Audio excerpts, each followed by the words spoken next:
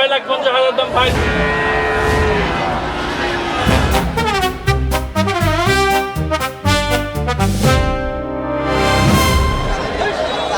উত্তরের জনপদ জয়পুরহাটের হাটগুলোতে এখন উপসে পড়া ভিড়। পাঁচবিবি ও নতুন হাট সহ সবখানেই সারি সারি গরু। এবার হাটে ছোট ও মাঝারি সাইজের দেশি গরুর চাহিদা সবচেয়ে বেশি। তবে খামারিদের চোখে মুখে হাসির বদলে বিষণ্ণতার ছাপ। প্রান্তিক খামারিরা বলছেন, খৈল ভুসি সহ কাঁচা ঘাসের যে দাম, তাতে একটা গরু লালন পালন করতে যে খরচ, সেই তুলনায় বাজারে দাম নেই। অন্যদিকে সীমান্ত ঘেঁষা জেলা হওয়ায় ভারতীয় গরুর অনুপ্রবেশ নিয়ে বরাবরই শঙ্কায় থাকেন স্থানীয় চাষিরা। খামারিদের অভিযোগ, পশুর খাবারের দামের ঊর্ধ্বগতির কারণে গরু লালন পালন করতে গিয়ে এবার নাভিশ্বাস উঠছে। অন্যদিকে ক্রেতাদের দাবি, গত বছরের তুলনায় দাম এবার অনেকটাই সহনীয়। বিগত বছর দাম ভালো ছিল, এই বছর কম।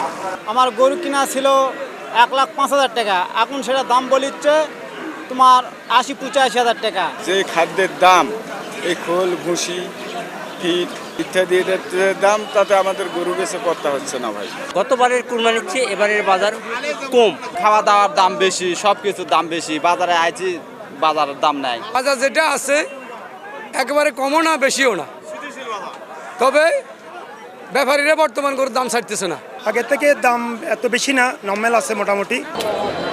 হাটে জাল টাকার কারবার রোধ এবং সার্বিক নিরাপত্তা নিশ্চিত করতে মোতায়েন রয়েছে পর্যাপ্ত পুলিশ সদস্য।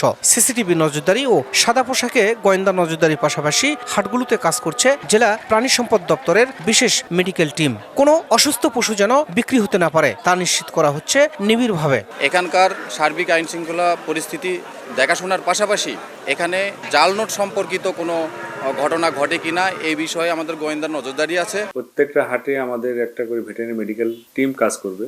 আমাদের মোট 13টা ভেটেরিনারি মেডিকেল টিম প্রস্তুত আছে। তাৎক্ষণিক কোনো অসুবিধা সৃষ্টি হলে আমাদের এই টিম সেবা দিবে।